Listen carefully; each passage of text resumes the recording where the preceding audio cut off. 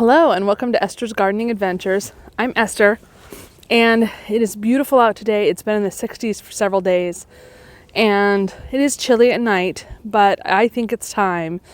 I think in 4 or 5 days it'll officially be spring, so I'm going to go ahead and plant up my radishes, some radishes and beets outside. And I've gotten some stuff to help make maybe protecting them if it freezes a little bit easier. Plus I also want to give you an update on kind of what I've done to beautify the garden and start getting it ready. So let's go see. The first thing I want to show you is how my garlic plants, see over there, how much they've grown in just a week. So clearly they think it's spring too. You can see they've definitely shot up and are growing really well. And even I would say the cabbage, or excuse me, the kohlrabi plant is growing a lot more than last time. But really, that's not the most exciting part of the garden right now. If you'll recall, this is where I had that old holly bush, and this was all just regular soil, not mixed in at all. I dug deep, deep.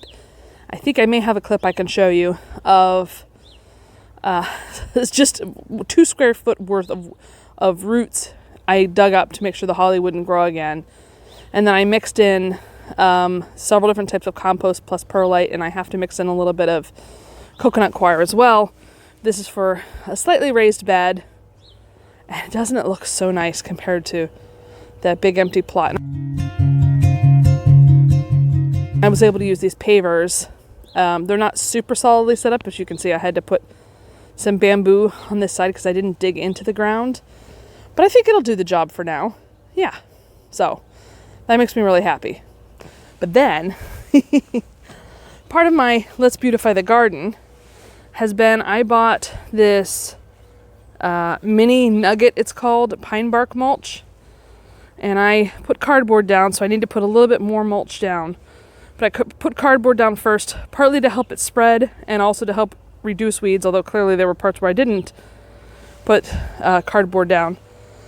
But you can see I now have mulch or pine bark wood chips between the paths, and last year this got really, really muddy. So not only does it look more presentable and purposeful, but also hopefully it'll help reduce the mud some.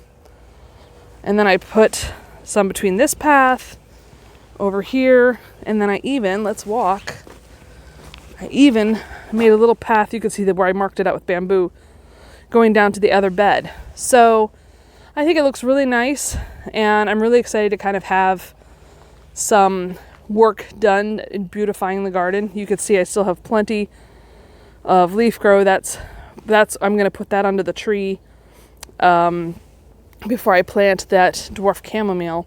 This is a tunnel, a low tunnel I got from Lidl. I think it was like $10 for the set. And it's just a plastic tunnel with these hoops. They're not very tall. They're probably 2 feet in most tall, 1.5 feet tall. And what's nice is it has each sewn out so it stays on it. And that means that I can actually raise the plastic when it's warm during the daytime. And I can put it almost to the top so that stuff still gets watered. And at night, if it gets cold, I can pull it back down.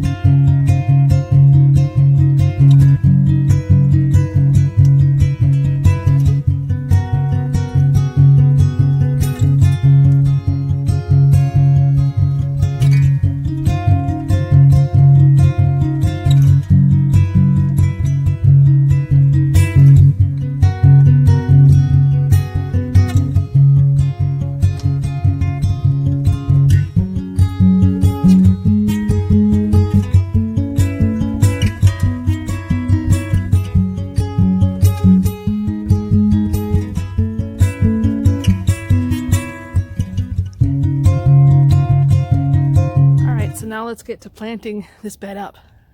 But first, let me show you what I'm about to sow. So the first one is early scarlet globe radishes, and I grew these last year. They were great. quite tasty. Now I grew them in a part shaded area, so they didn't grow quite as fast, and so that's part of why I'm looking forward to growing it out here. Then I'm doing French breakfast radishes, which I have also done some in a container, and I'm going to try those in the backyard, the ones that I have winter sown. And then for the beets, I'm doing Ruby Queen beets, which just really beautiful. Actually, I haven't tried them because last year they didn't grow in my shaded garden, which is why I'm doing them out here. And the last one is white icicle radish that I got from Little Shop of Seeds. You can see there.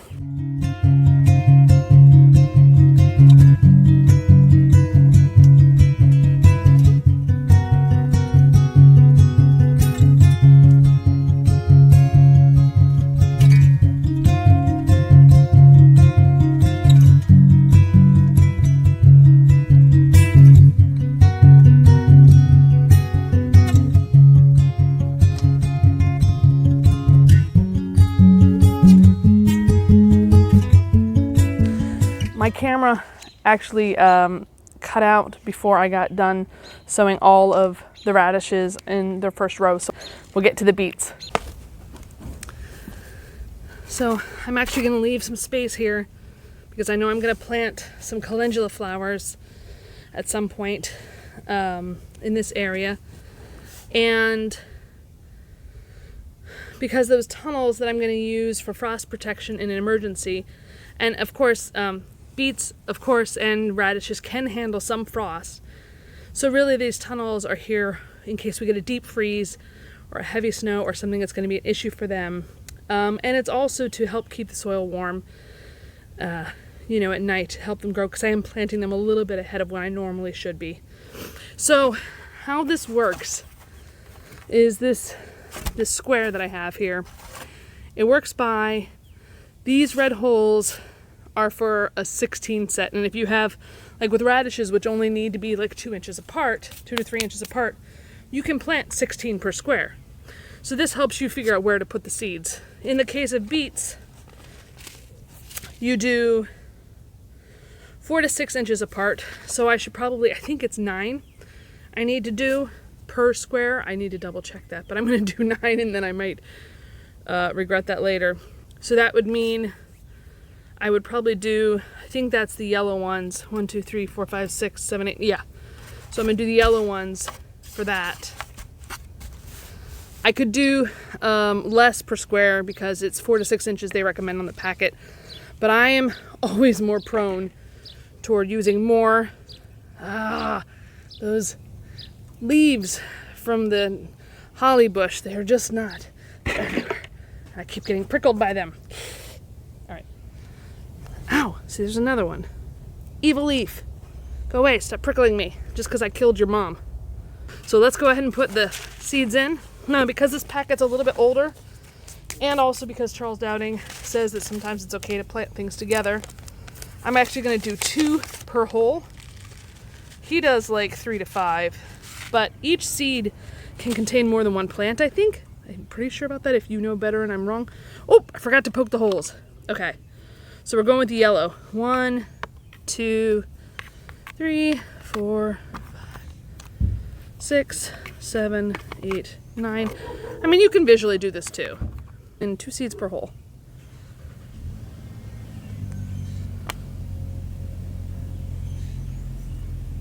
Oops.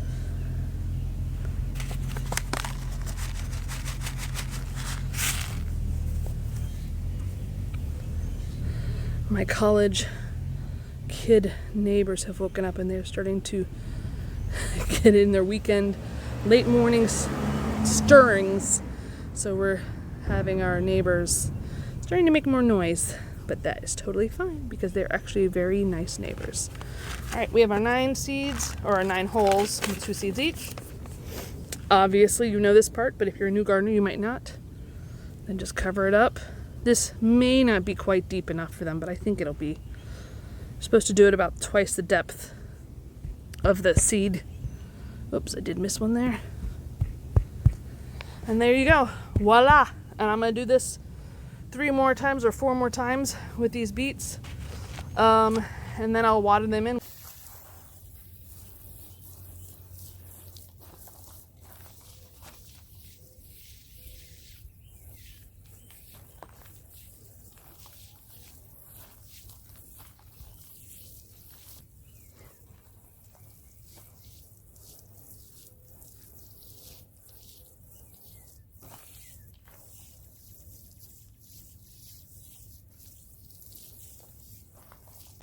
real quick wanted to mention that when I was outside, I forgot to say that part of the reason I'm doing the radishes and beets in that one bed is that bed is actually going to be where I plan to plant my peppers and eggplants, and those, out of all the vegetables I'm growing, are the vegetables that you plant almost last because they really need warm weather and consistently warm soil, including at night, to perform really well. And so I feel like I have enough time to get at least one, if not two crops out of my radishes, and hopefully a full set of beets. So also last year, like I said, I grew everything in the backyard in a shaded area, and so I'm really hoping the fact that they're going to have enough sun now for what they normally require will really help them also produce more timely than they did last year.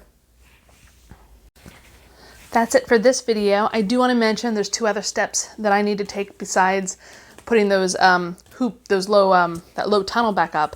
And one of those steps is to make the labels, just like you need to label the actual winter sowing jugs or your seedlings when you're growing them.